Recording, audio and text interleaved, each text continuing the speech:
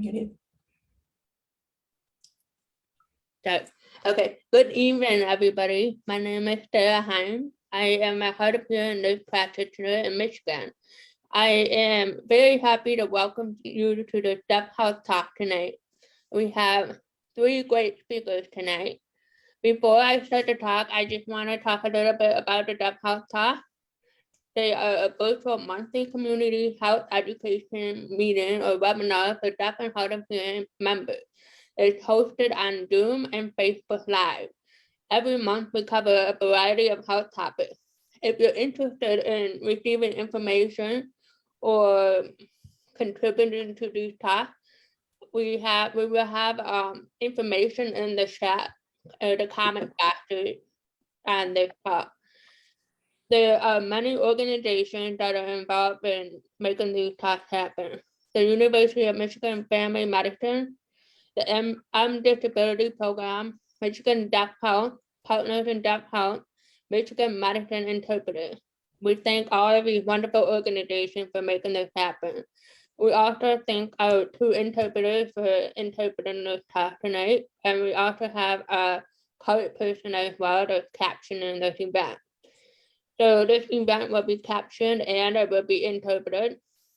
We have the chat box where you can ask questions throughout the talk. At the end of the talk, we will have a Q&A where you can ask all of your questions and have our healthcare providers answer your question. We also will post a resource guide and newsletter in the comments as well.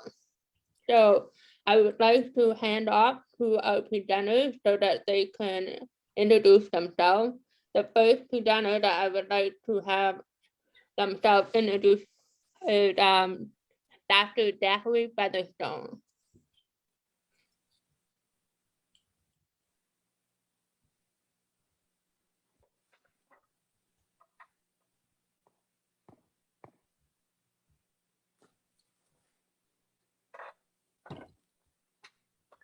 Okay.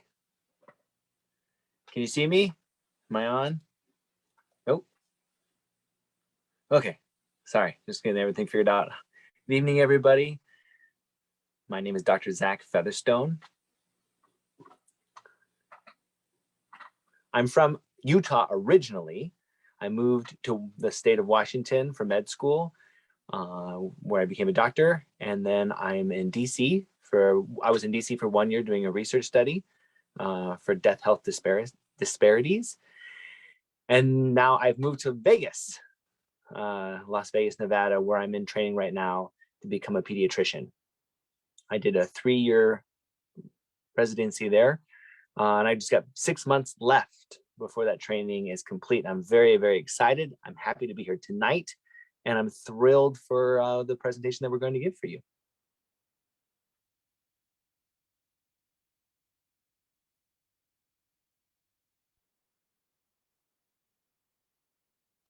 Hello, everybody.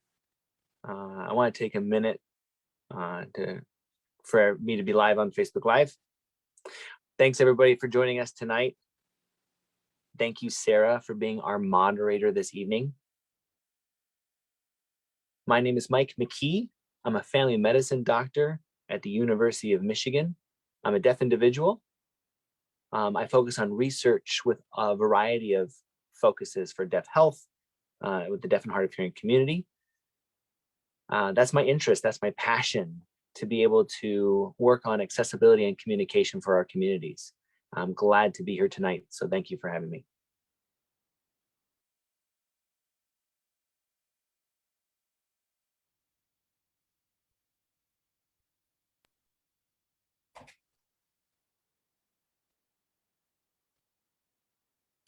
Hello, my name is Diane Bass.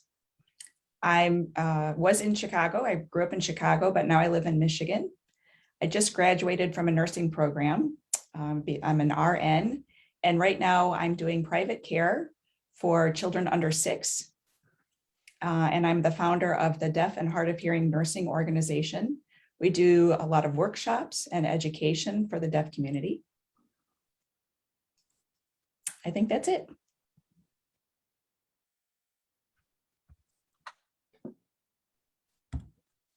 So I I would like to have Dr. Zachary Featherstone lead us off with the talk tonight. Thank you.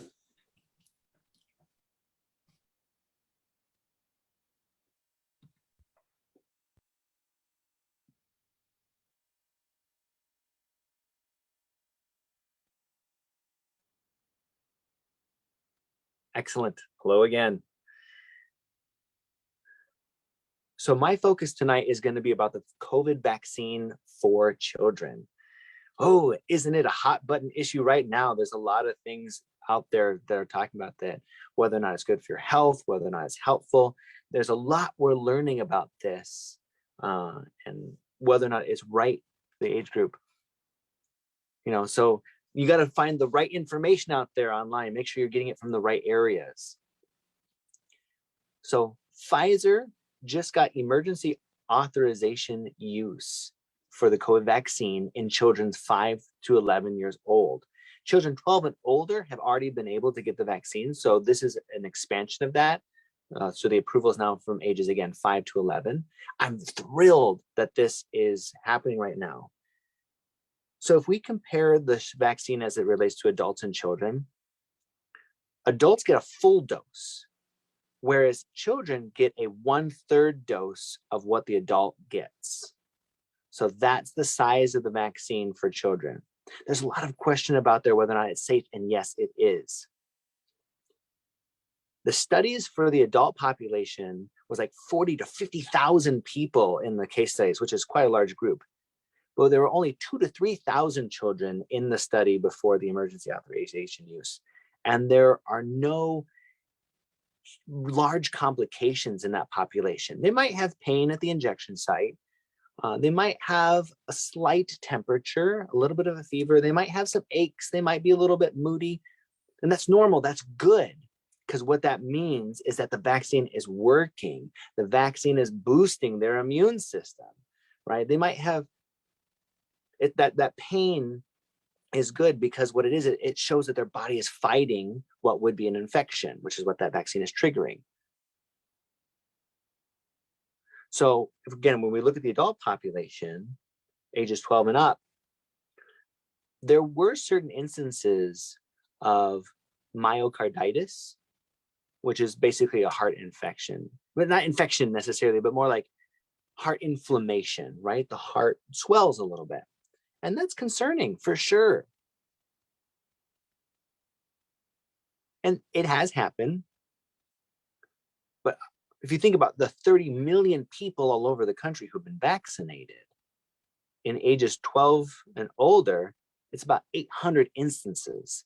So it's like 0.0001% of the population who were vaccinated had this problem. The other concern is that potentially it could be life-threatening, and no one has died from myocarditis to date. Kids and teenagers, and it tended to show up in teenagers between ages of 15 and 16 years old. And what happened was that they would feel certain symptoms, and then they would go to the hospital. They'd be taken care of at the hospital, and then they were sent home. So there were no really life-threatening conditions that arose from it, and nothing that was long-term. So with kids 5 to 11, yes, the vaccine is safe. I get a lot of questions about whether or not they should get the COVID shot and the flu shot at the same time. And yes, you can get both shots. I think, yeah, getting COVID shot is a good idea. Getting the flu shot is a good idea. And even if they've already contracted COVID, yes, it's still good because, as the COVID virus continues to alter its DNA and its shape, right? The vaccine gives the body resistance to all these variants as well. For adults, there's some, serious conditions when you get COVID. Children didn't have as many serious complications, but lately a lot more children are getting seriously ill. Before we might have, 5, 6, kids in the hospital, but now we're in 50s, 60s, 70s with double digits for kids being hospitalized, which is really concerning. If they get vaccinated, it will reduce the likelihood that even if they got sick, that they would have to be hospitalized. And also it reduces the number of long-term complications if you contract COVID. So in short, I really strongly encourage everybody to get the vaccine and vaccinate your children. The only exception I would say is if you have a bad reaction, you've had anaphylactic shock, you've had a severe allergic reaction to a vaccine in the past, that would be my only exception for not getting. So whether or not you have diabetes or whether you have other health concerns or any other issues, it's still safe to get. And that's actually even more of a reason for you to have children between 5 and 11 vaccinated. So that's the gist of kind of the presentation tonight. It's safe, you should get it. For children up to 5 years old, we haven't done enough studies and they don't have emergency authorization yet for 6 months of age to 5 years. So that age group still hasn't been approved for the vaccine. So I will hand it off to another speaker now, and thank you.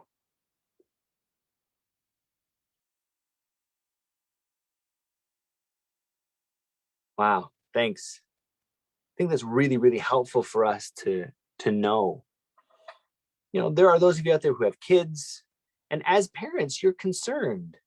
It's hard to know what to do, when to do it, what path you need to take. My own personal example, I've got 2 sons and their school right now has shut down because of a COVID outbreak. So another important reason for you to get your kids vaccinated, for you to get vaccinated, is to protect your teachers and allow the educational system to remain open and running to get us back to normal. So really, it's vital that we get the vaccine. That's the best and first step back to normalcy. So as Dr. Featherstone mentioned, the side effects are rare. If you have heart concerns, you could know that getting COVID is actually a greater risk of contracting myocarditis. I also want to talk a little bit more about 5 common infections that you see. It's interesting, last year, the Department of Family Medicine for both saw these a lot for kids and adults. Last year was a strange year. There were really no other infections happening. COVID really was the dominant illness. But now we're going to have more challenges because we've already seen cases of flu, the common cold, causing diarrhea and vomiting. We've also seen strep throat. And lastly, RSV, which we expect will start to be spread soon. So with all of these different illnesses popping up, it's going to be difficult to determine, is it COVID? Is it the flu? Is it strep? Is it RSV? Is it a stomach bug? Is it the stomach flu? So it's much more difficult for doctors in this environment to determine which one it is and then take the appropriate steps. So testing is going to be a valuable part of our process to use the process of elimination and figure out which one it is. For the common cold, you might have a runny nose, but runny nose can also be a sign of COVID. So that's where things get a little bit tricky. If it's just a runny nose, though, it will probably clear up in a week, maybe 5 days. Most of the time, kids will recover on their own, make sure to drink plenty of fluids and get plenty of rest. If you contract strep, sometimes they'll do a throat swab, a culture swab, to determine whether or not you actually have that virus. If you're positive, they'll give an antibiotic, just an oral medication till that clears up. And after 1 day of being on the antibiotics, the kids are fine to go back to school because then the antibiotics will take their course and continue to get rid of the infection. There's also treatment to help the sore throat clear up. In the past, strep was a serious infection because it would start in the throat, but then it would travel and then it would affect the heart as well. It would affect the valves, it would affect the blood flow. And sometimes it would get stuck, like the valve would get stuck as those structures would shrink. What antibiotics do is that it also reduces the further complications that can come from strep on the heart. So strep throat really presents itself with sore throat, fever. Also, sometimes you'll see a rash along the throat, but no cough. If it's a cough, interestingly enough, we suspect it's an other infection, like maybe the cold, RSV. There's other infections that tend to combine cough and pain, like the flu. With the flu, it's important to remember that the vaccine is valuable. Many parents and kids are right now focusing on the COVID vaccine, but they're neglecting the flu vaccine, and it's important that you get both of them. In our area, the number of cases of flu are rising. Already there's over 500 students who've contracted the flu. So the flu is still present, and the vaccine is vital in protecting yourself against that. If you get the flu, you're going to feel achy, your muscles are going to feel sore, you'll just feel generally lousy, you'll get a fever. Sometimes you might have a cough, some pain, some stomach distress. And if you get the flu, there is sometimes a test. And if you have that, they'll give you Inmaflu, which is a medication that they can give you early on in the infection to reduce your side effects, can reduce the symptoms and help it go away more quickly. So instead of dealing with it for a week, you might only suffer for 5 days. The flu spreads very easily, and it kills on average 40 to 60,000 Americans a year. So please get your flu vaccine and vaccinate your kids as well. And the flu vaccine is safe for anybody age 6 months and older. You can get it at the doctor's office. You can get your vaccine at a pharmacy. There are many, many options available to you to get your flu vaccine. Now let's talk about the stomach flu. We're seeing the stomach flu a little bit these days, but this tends to spread faster in the spring, around March. You're going to be nauseous, vomiting, diarrhea. The best thing to do is stay home to avoid spreading it because it spreads easily with contact. You can pick it up on your hands and then it spreads. So you will see both vomiting and diarrhea with that one. They can give you a medication to help with the nausea, but what you want to do is drink plenty of fluids because you don't want to be dehydrated. Because if you get dehydrated, that could result in being needed to take into the emergency room. So drink plenty of fluids to replace what you're losing with diarrhea and with vomiting. So that's why it's important to drink a lot. And the recovery takes somewhere between 5 and 7 days. It can, though, take up to 3 weeks for it to fully clear up. RSV is another one of the viruses that we see. It tends to show up in babies, young kids, because later on they develop an immunity to it. So babies, you'll see, will really struggle to breathe, and that can be very concerning as a parent. So you want to make sure that they have plenty of fluids, and if you aren't sure what other help your baby needs, take them to the emergency room. So it affects young kids. They have a vaccine for RSV. They tend to give it to preemies who are at a higher risk. And what that does is it builds the antibodies in them. So it's not technically a vaccine. What it is it boosts antibodies for them. Another thing to kind of elaborate on with COVID is that you need to remember the flu and the COVID vaccine are both very important to protect your communities.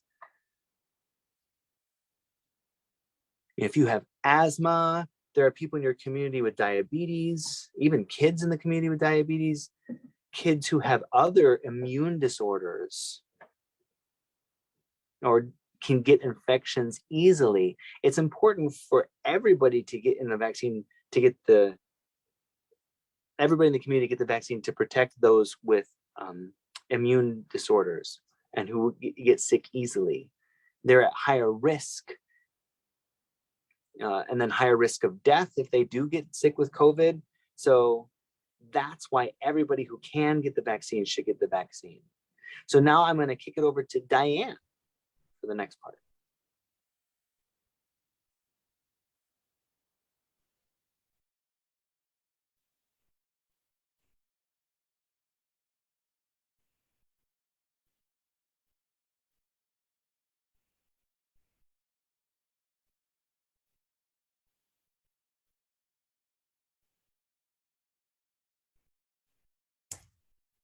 Okay, hello.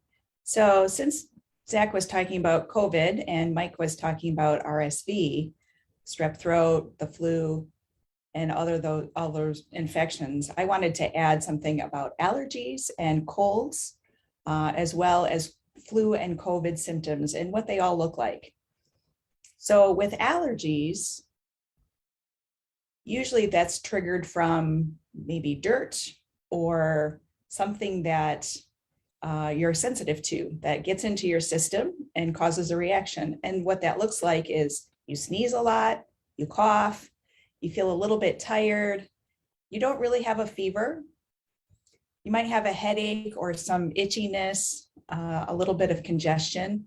So what you should do, make sure you wash your hands, make sure you rest, make sure you take some over-the-counter medication, can use nasal spray or inhalers, and that will really help to reduce the allergens. For colds, there are some symptoms, and that looks like body aches, a dry cough, not a wet cough, a very dry cough, sometimes a fever. You'll have a runny nose, some sneezing, sore throat.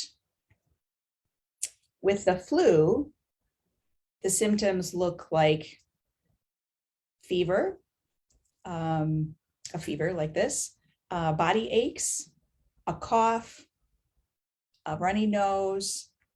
You might have a little bit of loss of taste or smell. Some diarrhea or vomiting is possible. With COVID, you'll see a dry cough, fatigue, a high fever, loss of taste and smell, and difficulty with breathing. So COVID tends to show up within about 2 days, between 2 and 14 days after you've been exposed. The flu tends to show up within about 24 hours to 4 days after you've been exposed. A cold can take up to 2 weeks to start to show symptoms, and allergies really vary. It depends on the person. Sometimes it can be something that you're allergic to for a regular basis or for a short time only. How to prevent, or if you already have gotten ill, how do you manage that? They're pretty similar. Make sure you stay home, you rest, drink a lot of fluids. Maybe medication would help, like Aleve or Motrin. Tylenol can be helpful with body aches or fever. A humidifier to keep the air moist, to keep your nasal passages moist. If you have a cough, maybe a cough medication to reduce that.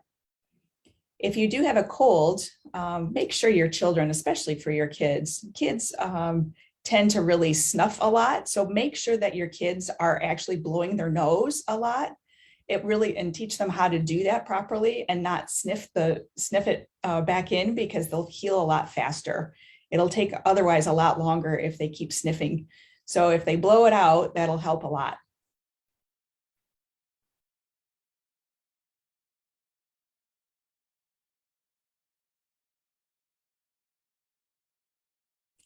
If you have allergies, you should make sure that you have masks that are clean.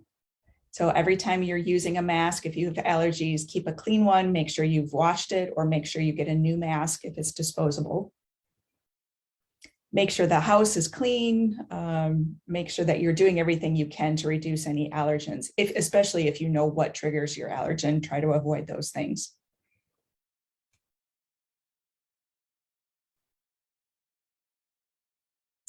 I think that might be it. So if I do want to go back.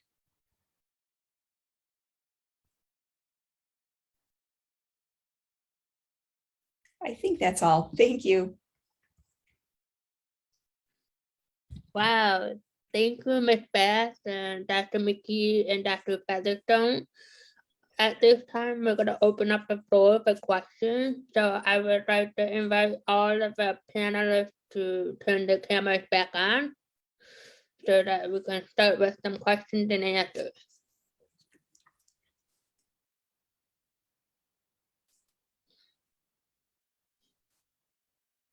Okay, so the first question that we have tonight, the person is asking if the symptoms for the flu and COVID are identical, and if you can clarify how they're different. And any of the panelists can answer this question. I'll go ahead. With the flu and COVID, they're very similar, but each person looks a little bit different. So if you know that you have the flu or COVID can look very similar, but sometimes they can look very different. COVID doesn't have the body aches and doesn't usually have, it has headaches sometimes. Flu, you might have all of those things. And sometimes with COVID, you have different things. So for example, with COVID, you might have the dry cough, the fatigue, the fever, the loss of taste and smell, and difficulty breathing. But with the flu, you might feel a little shaky, you might have body aches, you might have a fever or headache, chest congestion, sneezing, coughing. While there's not much of that with COVID, although they can happen with both.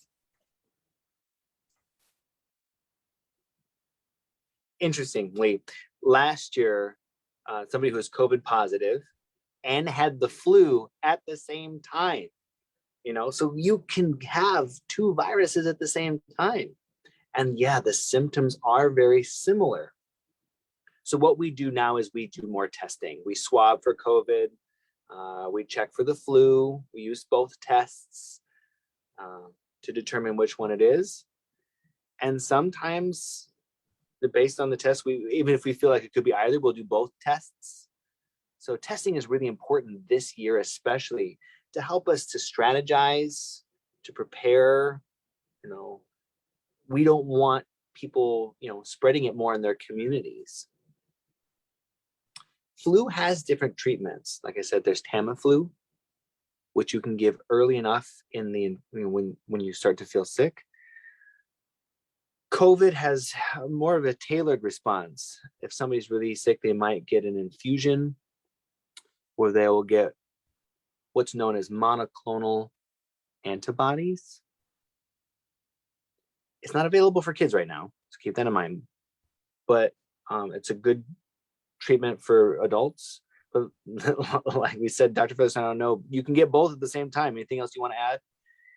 Yeah, I agree with you guys. What's really good right now is that we can use testing, especially because we have the COVID swab with the nasal swab.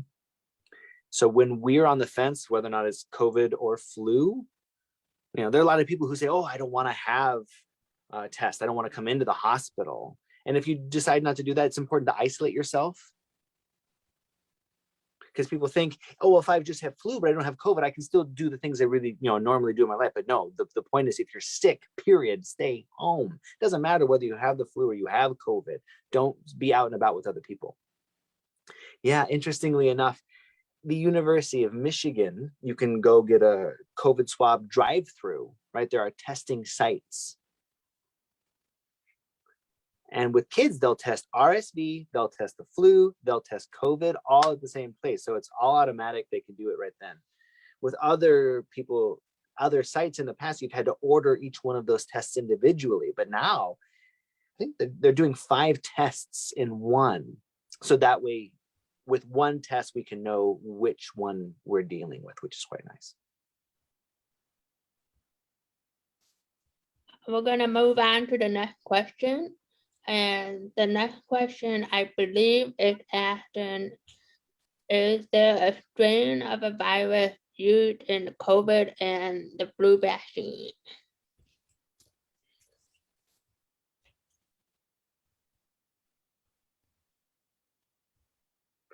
I just want to make sure I clearly understand the question.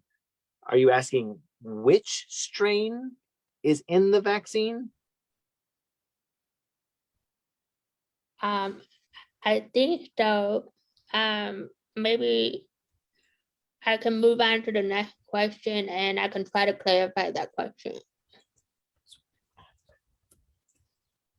Well, this is Dr. McKee. I think that they could be asking, like related to the flu shot, they have to predict next year which flu was going to be prevalent, which strain will be in there. So they have 2 or 3 strains of flu in the vaccine so that the body's ready to fight that.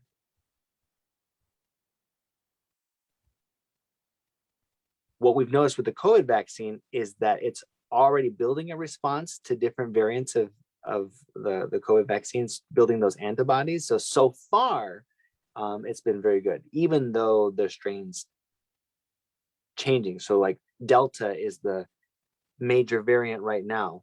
The COVID vaccine is still successful in protecting against that one. So there's no strains in the COVID vaccine, although yes, there are strains in the flu vaccine. You can get tested to see which variant, which strain of COVID you contracted. With flu, it's usually A or B. And they don't determine necessarily whether you get A or B. It's just the flu is a rapid test, and whether you have A or B, it's going to be positive. What we do when we look into which strain you have is more for regional infection prevention. So there's a quick question that came through. Do COVID and the flu use a live virus in the vaccine? Not anymore. The flu vaccine, the prevention for flu in the past used to be a nasal spray with live vaccine, but now the injection is all dead virus. For the flu vaccine, there is no virus present in the COVID vaccine at all. So a lot of people get concerned that if they get the vaccine, if they get the injection, that they're going to get sick, and that's not what's going to happen. Either of you want to add? Yeah, Dr. Flintstone, I think this depends on the state. Some states still use a live flu in their injections. So it does depend on where you live. For example, in my state, some injections have live flu virus and some have dead ones. For the kids, they use a dead strain for the vaccine. But again, like with COVID, there is absolutely no live virus. You can't get sick from the COVID vaccine. It's impossible to contract COVID from the vaccine. Yes, that's right. And I'd like to add something to that. So with COVID and the flu, you can't make yourself sick with the vaccinations. You might have a sore arm afterwards, and you just need to expect that will happen. But that doesn't mean that it's making you sick. It just means you're fine, but it's not a big concern. And so don't worry that it will actually cause you to be sick. The virus that they use is already dead, and it gives the body a chance to build up defenses for a time that the virus might be contracted, and then your body is able to fight it off so that you feel better. Yeah, it's definitely important. Like I said, it goes back to, it depends on the state. So there are some states that do still use a live flu virus in there. But if you have cancer, if you're on chemotherapy, or if you have a compromised immune system or autoimmune disorder where your immune system attacks itself, then that's when they probably would not use the live flu version.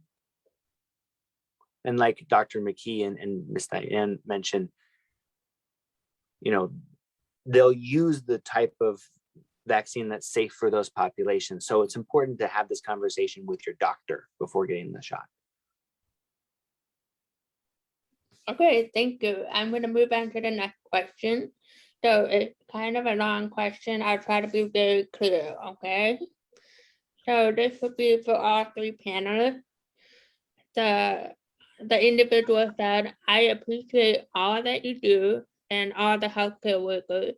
You are all the heroes and heroines. What, as I can imagine, makes the work difficult is all the misinformation and political noise out there. In order to protect our community and to reduce the burden on you, how do we address and deal with the misinformation that is so prevalent these days?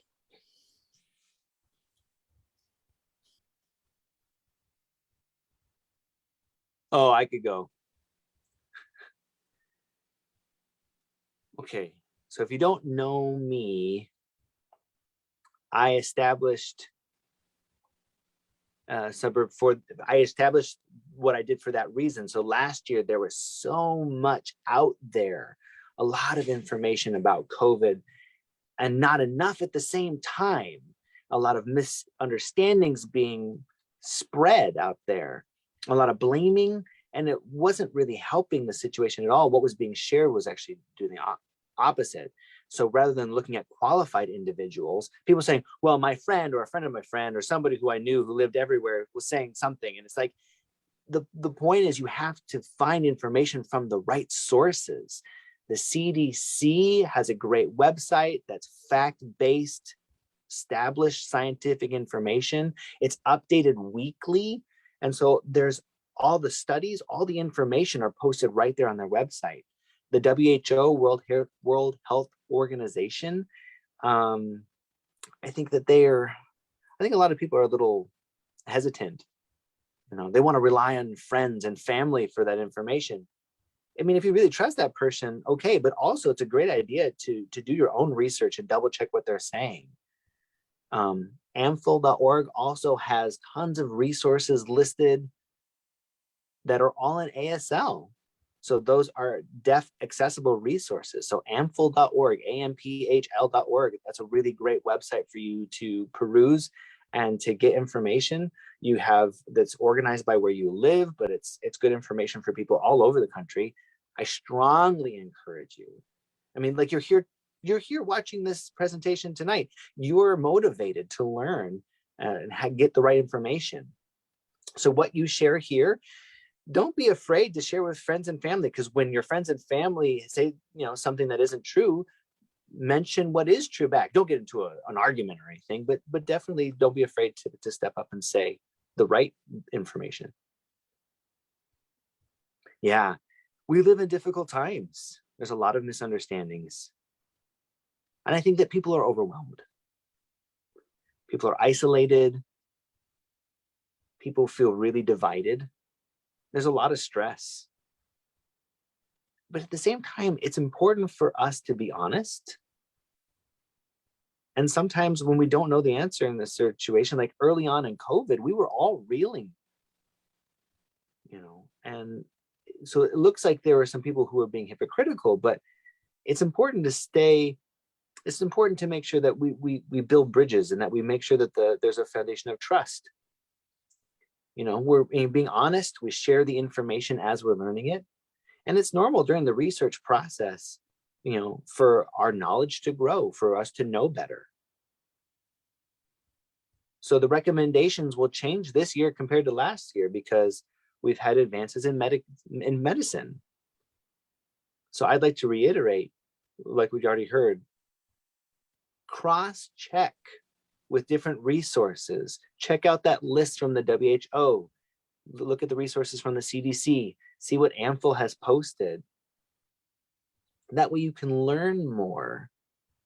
And there's a lot more information available in ASL now as well, which is excellent. So you can really have full access to the information, which is great. Try not to be quick to judge, but be willing to understand someone's situation. There's a lot of trust that was lost early on in this. So it's important to just understand where people are coming from. Everyone's from a different situation, and come together. Make sure that everybody's helping each other understand, to learn what we can learn and work together. It's a challenging environment though right now. I mean, that's tough. Diane, is there anything else you want to add? Yes. I notice a lot of times on Facebook, people are posting and sharing things that they're not citing where it came from. And I think you shouldn't pay attention to those things. Sometimes people show information that doesn't come directly from the right source. So you want to make sure that you look at your state's information and see what's related to COVID through your state.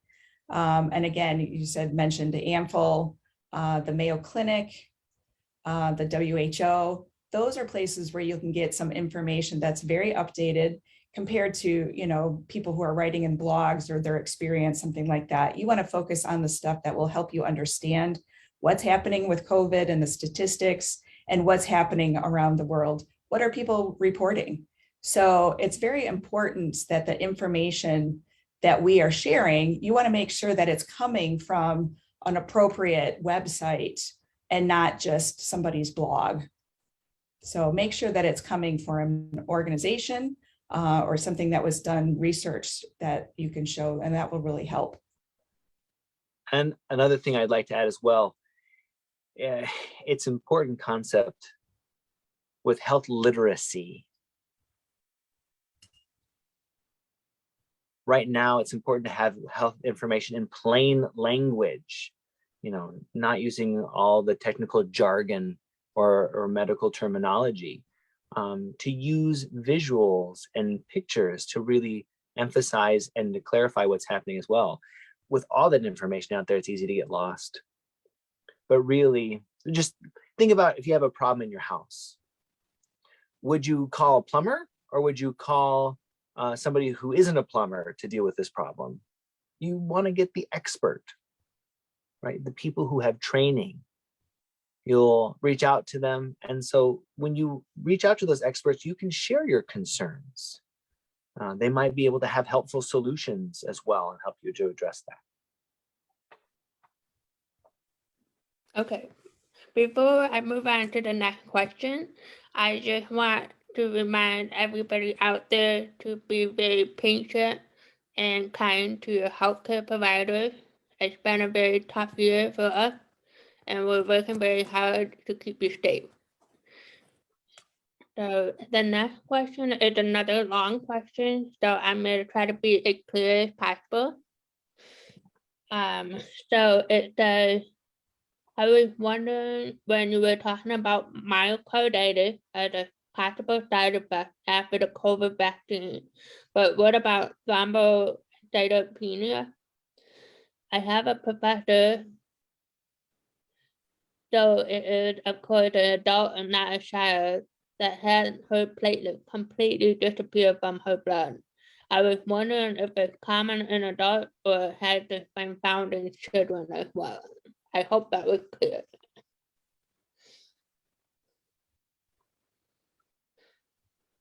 Yeah, that is a great question. Honestly, I'm not familiar with that reduction in platelet count. Right, so that's thrombocytopenia. I know, so a reduction in platelets.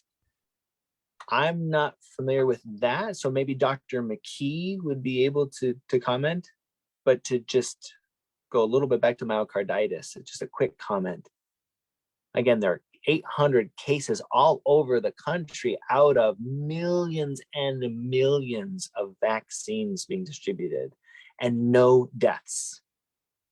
You know, it's at most 3 or 4 days in the hospital to monitor until the situation clears up. So we do know that it has happened before.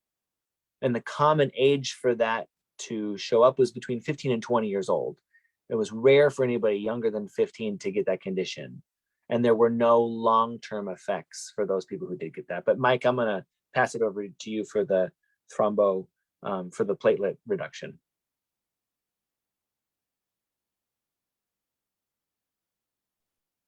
So whether or not the COVID vaccine caused that, I don't think that there's evidence. One of the vaccines made by Johnson & Johnson affected younger women to have a clotting factor. So that might be different than what you're speaking of.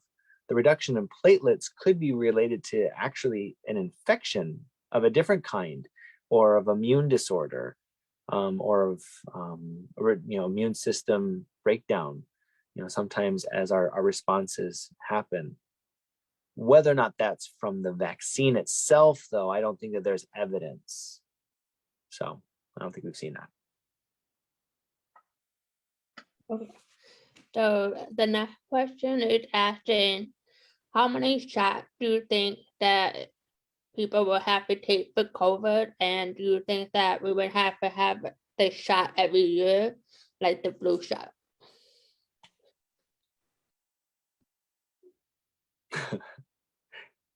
Anyone else? Oh, well, I predict that, yeah, it's going to be a shot that we're going to have to get every year. Unfortunately, COVID is here to stay. I think that we'll be able to fight it better. We'll build an immunity as we go along, and it'll have less opportunity for COVID to spread. But yeah, like the flu shot, I've heard some discussion about combining the two into a single vaccine. But as we go on from here, I think that it'll still be 2 separate vaccines every year. Currently, the booster is what's available, but I think that in the future, instead of it being a different time period, I think from 2022 onward, it's going to be a yearly thing. Speaking of the booster, though, I want to remind you, if you had your last shot 6 months ago or further, that it might be a really good time to get your booster vaccine. With kids, this is just their first shot. There's no talk about a booster for them, but we'll have to see as we continue to study. Anybody else have some thoughts to add?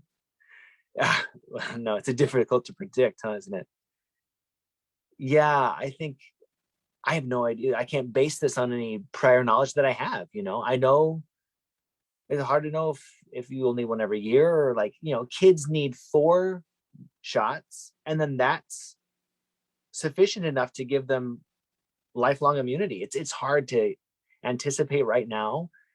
I don't think we have enough information really to elaborate on that. Yeah, Diane?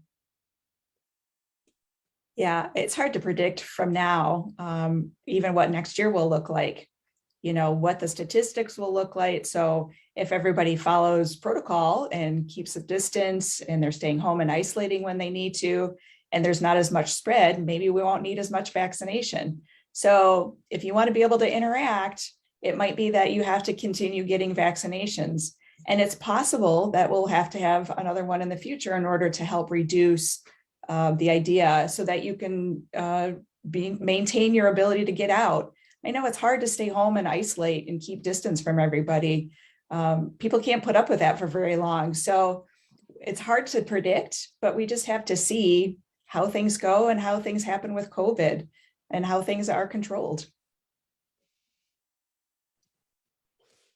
So the next question is about the booster vaccine.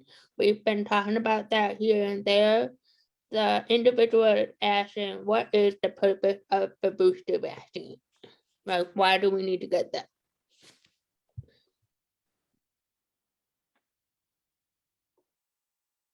I can answer this. So the booster is kind of a reminder to your body to wake up if it notices the virus. So you've had the first 2 vaccinations, and now with the booster, because like with the Pfizer vaccination, the Pfizer and the Moderna, they noticed that about 6 months after the second vaccination, the body started to wane, or the vaccination started to wane. And so it can show up again. The COVID could actually be able to get into the system because the body needs a reminder to build the immunity. Yeah, I think that was great. And now with all of the strains that are appearing as well, the booster helps your body fight those variants better as well. But yeah, Diane went right to the point. That was great. Next. Okay, I think I'm just going to do one more question and then we will have to wrap up for the night. So the last question is asking if there's any new signs or symptoms appearing in people that have the COVID virus that we should be aware of. So we know that people were talking about in the past about the loss of taste and smell. Are there any new signs or symptoms that we need to be aware of with this virus?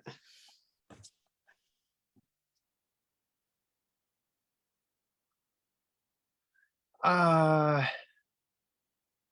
was reading a few studies that were published. People who were infected last year, right? We noticed lots of taste, lots of smell, a lot of different symptoms. And now they're starting to catch more long-term issues.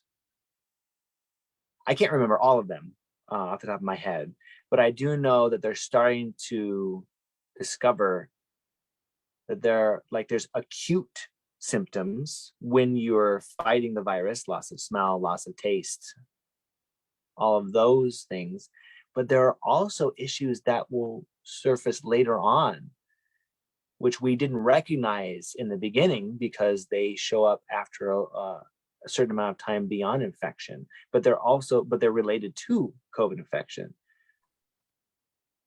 It's like Lyme disease is a very famous infection where there's an acute illness where a lot of symptoms pop up at that moment, but then later on, a lot of other health issues pop up as well. So I think that they're starting to identify that COVID has long-term effects, but I can't remember what they all are off the top of my head. Yeah, that was really good to bring up.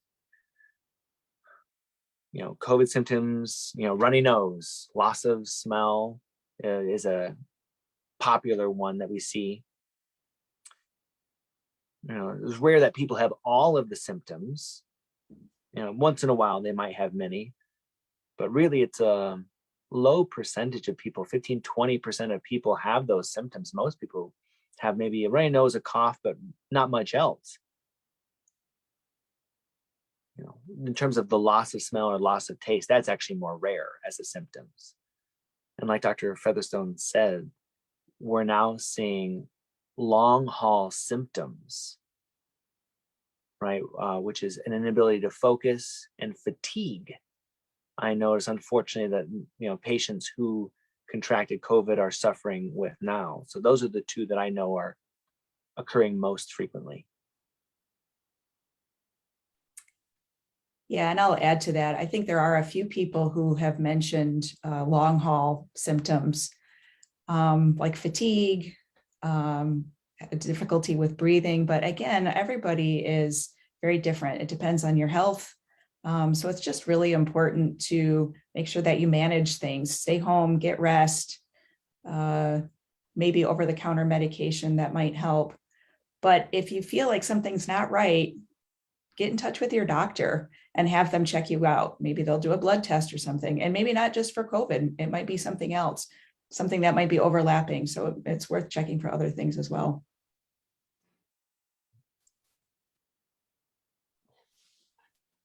Thank you, everybody, for answering all those questions. I want to say thank you to Dr. McKee, Dr. Featherstone, and Ms. Diane Bass, as well as James and Christine, our interpreters. And then we have Kate, our captioner. And then we also have our deaf health team that does all the work behind the scenes. We will not have a deaf health talk in December, but we will have the next one January 8th. We're looking forward to seeing you in January. Thank you and have a good night. Thanks, everybody. Have a good Stay night. healthy. Yeah, And stay thanks, everyone, safe. for joining.